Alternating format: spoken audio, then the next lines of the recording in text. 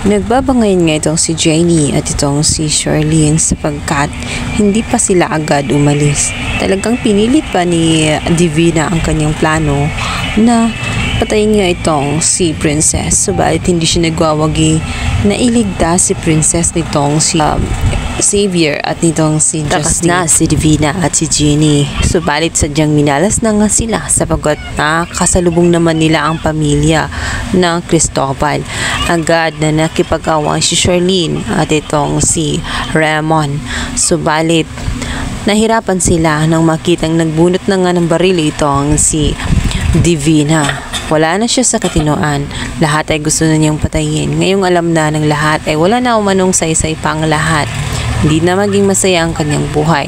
Dahil mahal umano niya itong si Ramon at paano siya sasaya kung mapupunta si Ramon sa iba. Hindi matatanggap ni Divina. Nakipaglaban ng husto itong si Ramon hanggang sa mabaling nga sa kanya ang atensyon nitong si Divina.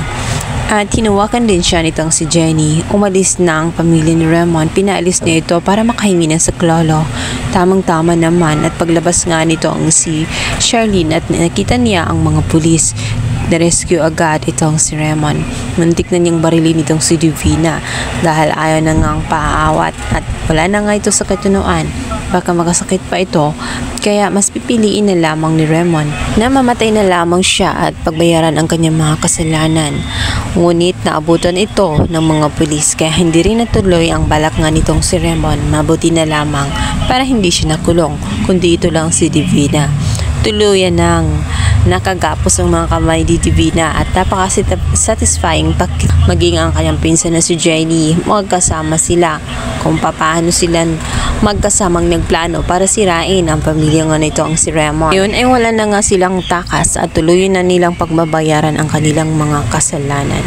Mula sa maraming tao na kanilang pinatay, nagugulat din sa mga narinig nga itong si Libby. Hindi niya sukta-kalain na kayang gawin yun ng kanyang ina. Umiyak pa siya.